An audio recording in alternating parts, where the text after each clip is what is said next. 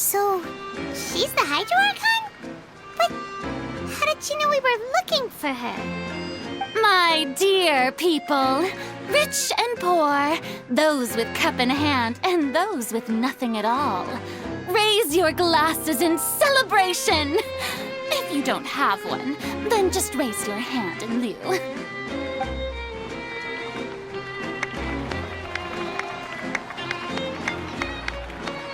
As you can all see, two unfamiliar travelers have arrived in our nation. Come, let us make a toast in honor of this traveler and his companion who have journeyed here from distant lands.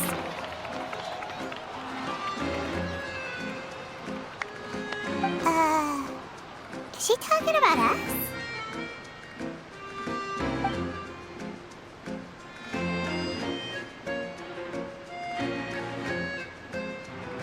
I've long heard of the turmoil and chaos you left in your wake as you visited other nations. But I welcome you nevertheless. No, I have come to receive you personally. Fear is for insignificant cowards. I am a god, and I will never entertain the notion of such meaningless wariness. You can be rest assured, I see clearly your sincerity. Of course, seeking an audience with me is the most sensible thing to do. It will allow you to truly behold my power and witness my authority. Intelligent people always gather under the correct banner. I, Fosalor, hereby welcome you to the nation of Hydro and acknowledge the value and significance of your trip. Now, you may rejoice in this.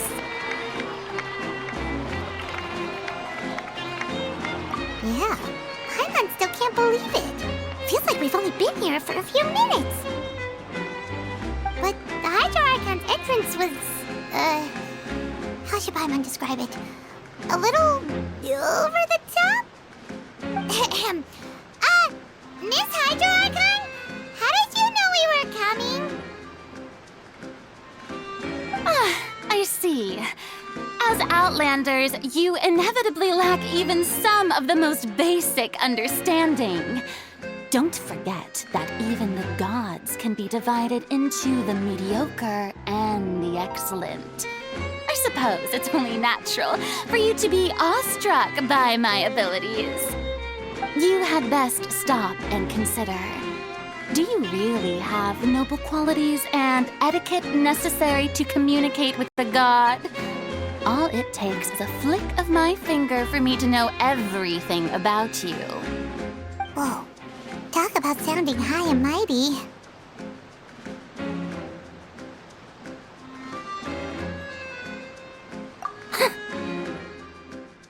Oh? What's with these looks? Perhaps the welcoming ceremony still isn't enough? What else should I say then? Is she waiting for us to start talking?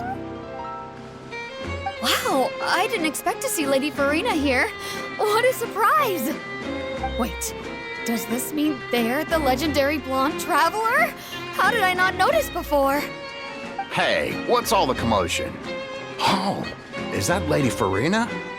Is there some kind of drama going on? Of course! That's the blonde traveler, the one all those stories are about. Lady Farina came here to personally see him. Oh, I bet this is gonna be the duel of the century. Ooh, I've got to see this. I knew Lady Farina would never disappoint.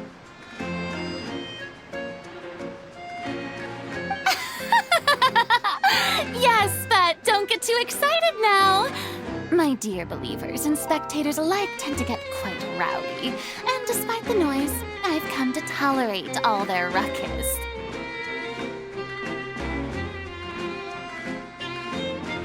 You may consider this my reward to all of you. I have determined that there will be an epic duel between myself and this traveler from another land, just as you were hoping to see. Now she wants to fight? Aren't we getting a little ahead of ourselves?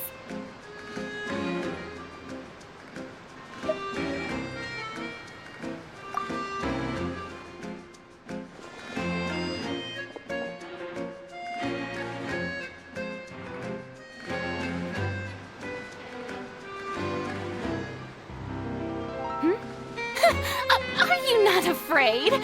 Might I remind you that this is a duel against the divine? What are you trying to do, traveler? Provoking a god in front of her people? Stand down, Clorent. I admire his bravery. Few have the courage to draw their sword against a god. He is obviously a true warrior. Unfortunately, people nowadays only crave to be thrilled, and a mere duel will not slake their thirst for excitement. Huh. Yeah, she's right. Just a duel wouldn't be all that interesting. On Araneus, criminals are always requesting duels to defend their honor. They're getting a bit old, to tell the truth. You see. Then, as the god of justice, I shall face this traveler in another kind of duel. A duel in court! Whoa, all right! Now that'll be worth seeing! Right. This is Fontaine, after all. Such a grand opera house, it would be a pity not to use it. Why do you care so much about the crowd's reactions? Seems you've spent a little too much time in the opera house. Besides, how exactly do you plan to have a duel in court? You mean you're going to put us on trial?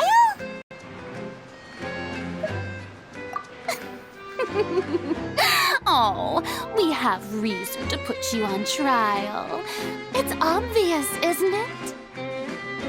According to Fontaine law, no one is permitted to release any flying objects within Fontaine city limits during the first 3 days of each month. You are clearly guilty of violating this law, no? Oh, so that's what they've done wrong. That's our Lady Farina. No one knows the laws of Fontaine like she does.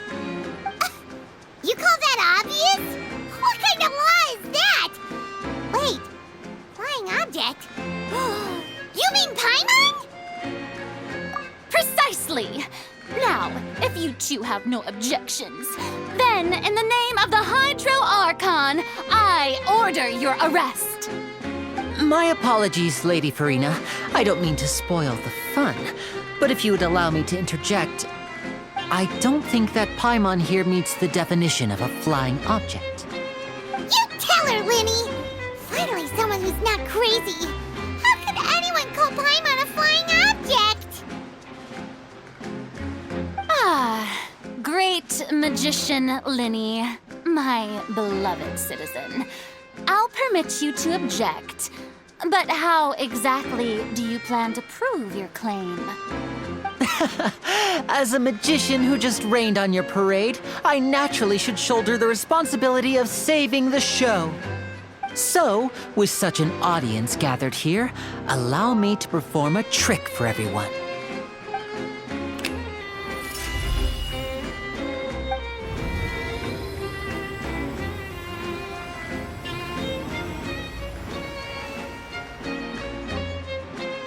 Ta-da!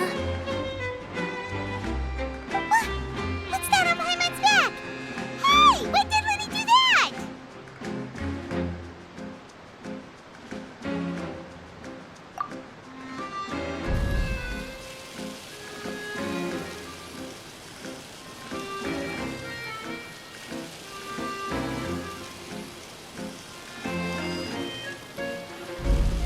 There. As you can all clearly see, Paimon should be classified as, well, something like a balloon. This rope has been in the traveler's hand all along. It was just that no one could see it before. Huh? You call that magic? You've got to be joking. I thought it was pretty good. Nice one. Huh. I'm not sure what to think. It seems Lady Farina's charges no longer hold water.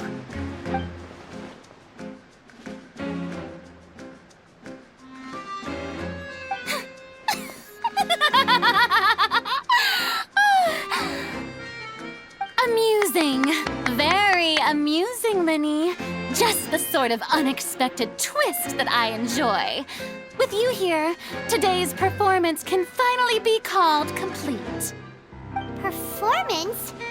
You see all this as a performance? In which case, consider the matter of your trial resolved. The god of justice will not bring charges against an innocent person. But when there are valid grounds, I will not only judge travelers from abroad, but even the gods of other lands. I look forward to seeing your upcoming performance at the Opera House, Mr. Linny and Miss Lynette. That's enough for now. Toodaloo!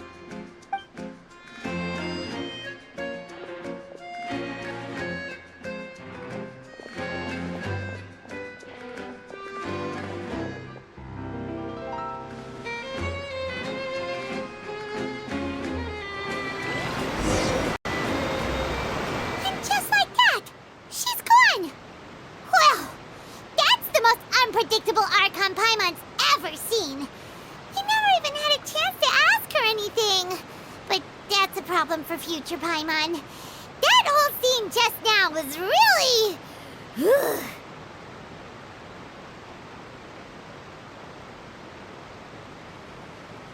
Don't mention it. I just happened to remember that there was such a law, so I did a little preparation, just in case. I didn't think it would actually come in handy. So, now do you see what kind of god Lady Farina is? She can be a bit confusing at times, but she is still amenable to reason.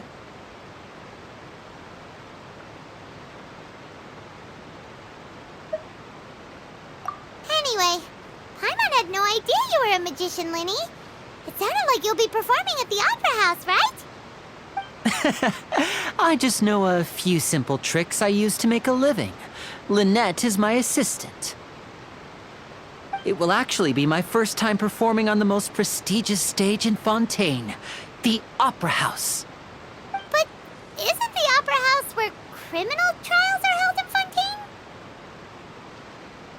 When there are no public trials being held, the Opera House hosts a variety of other performances. To the people of Fontaine, the line between a trial and a performance can be a little blurred. And speaking of performances, I would be remiss to forego this opportunity gifted by fate. Might I invite the two of you to see my performance?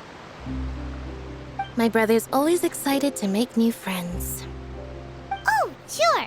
We don't really have anything to do now, and we wanted to go to the Opera House anyway. Splendid. In that case, why don't we go together? I'll show you the way. I just have something to take care of first. Oh, you really mean it? Then I'll take you up on your offer. This is a magical item known as a magic pocket. Perhaps you can help me distribute them to the people here.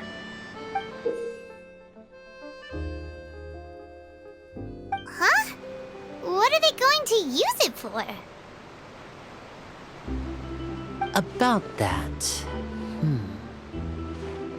You asked me before about the prophecy, right? Let me start by telling you a little more about what it entails. I'm not sure exactly when it began, but a prophecy has been circulating around Fontaine. It says that every person in Fontaine is born with sin. No matter how the nation of justice holds trial after trial, this sin cannot be absolved. Until one day, the water levels in Fontaine will rise, and the sinful people will slowly be drowned. In the end, the people will all be dissolved into the waters, and only the Hydro Archon will remain, weeping on her throne. Only then will the sins of the people of Fontaine be washed away. That sounds pretty gloomy. Why are people in Fontaine born with sin? What is that supposed to mean? There are lots of guesses. Some say that the ancestors of Fontaine stole the power of the seas and stirred its wrath. Others say that the people of Fontaine never heeded the first Hydro Archon's warnings and offended Celestia. But here in Fontaine, evidence is what matters. There hasn't been concrete evidence for any of these claims, so they can only be regarded as conjecture. If even the people in Fontaine don't know what sin they committed, wouldn't it be better just to ignore the prophecy completely? Why bother feeling guilty all the time? That's exactly what the people did at first. But in the last few years, the water levels in Fontaine have actually started rising.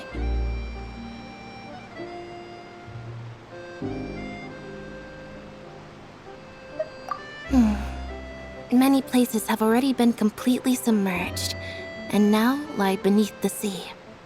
Many people carry on with their lives as before and shrug it off as a natural phenomenon. But my family and I think that the people of Fontaine shouldn't ignore the possibility, which would end up sentencing them to death.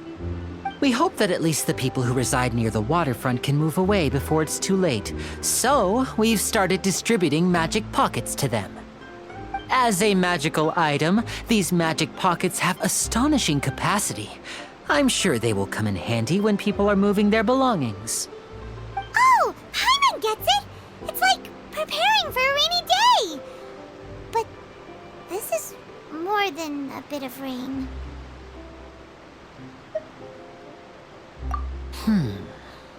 Perhaps only absolute power could ever contend with such a catastrophe.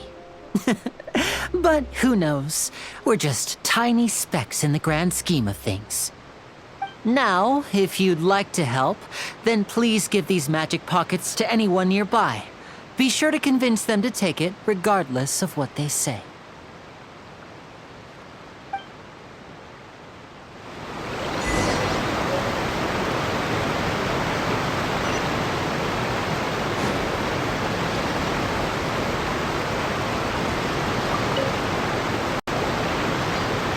So you're the blonde traveler that everyone's been talking about.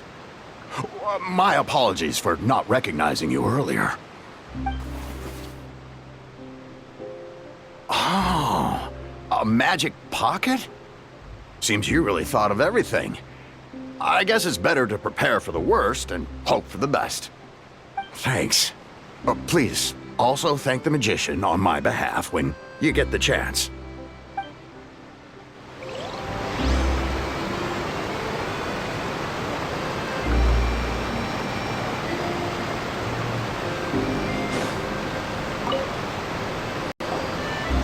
What's this? So you also believe in the prophecy. Keep it. I won't have any use for it. What? You mean you don't believe in the prophecy? No, I believe in the prophecy. But I also believe in another story. The story says that people once lived in the ocean. They were one with the ocean and couldn't live apart from it. But as time wore on, people desired to live on land and developed blood vessels, encapsulating the sea within their bodies. Thus could people set foot on land. So, if you ask me, when the water rises and takes us all, it'll be like we're going home. Oh, we hadn't heard that one before. But people can't live underwater. They'll die. You should probably still take it. All right, I'll take it. I guess I just feel that being dissolved into the water doesn't necessarily mean death.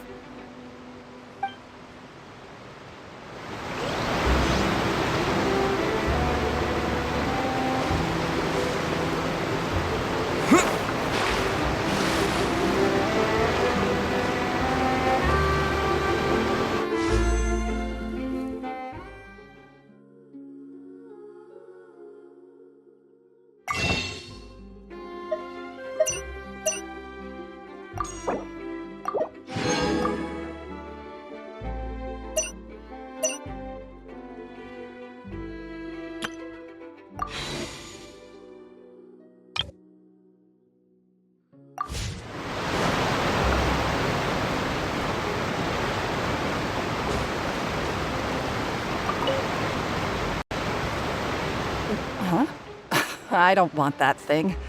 Way I see it, if the prophecy's true, it's still gonna be a long time before the water can cover everything. Life is all about living in the moment. What use is there in worrying about the future all the time? We'll cross that bridge when we get to it. You should still take it. You never know when it'll come in handy. Oh, all right, fine. Thanks. It's just that if I start moving, that means I've already given up on the life I have now. I'd really rather not.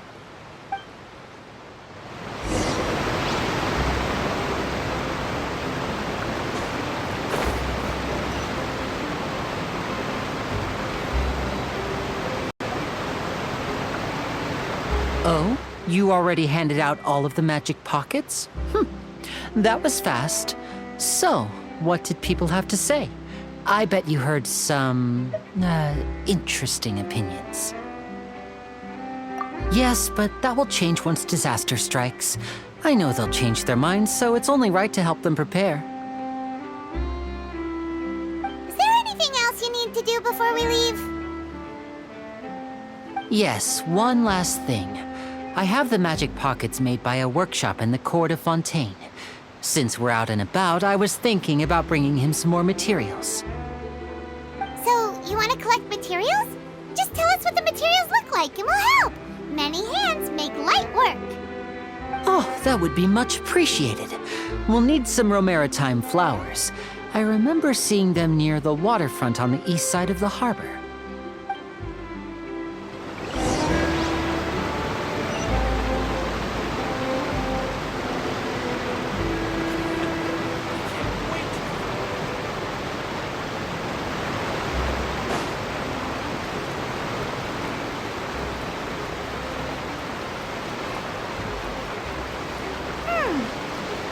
We have to use Hydro to collect Romaritime flowers.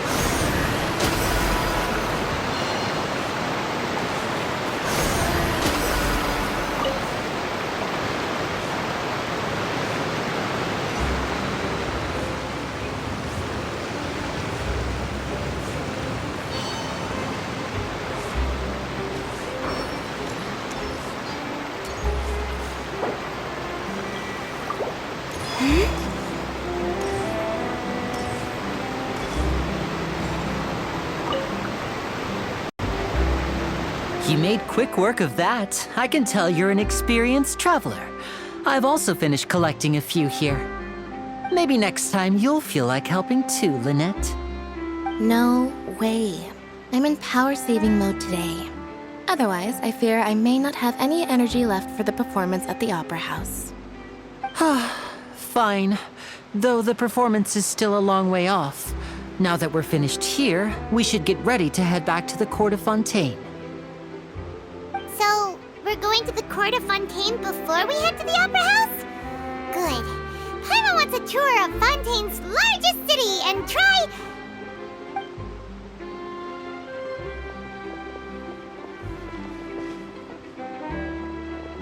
Wait, shh. Have you noticed that person over there? The young girl. Huh? What's wrong with her? Paimon didn't notice anything. She's obviously a thief. Magicians and thieves practice similar methods. We divert attention, and a distracted audience is one that won't discover what you're really doing. Watch her movements carefully.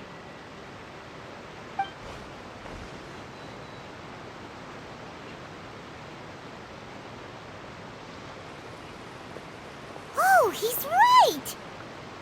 Shh, keep your voice down. We need to think of a way to catch her, but it seems she's very alert. Perhaps we should split up. You two can ride the lift over there and wait up top. I bet that'll be her escape route if she tries to run.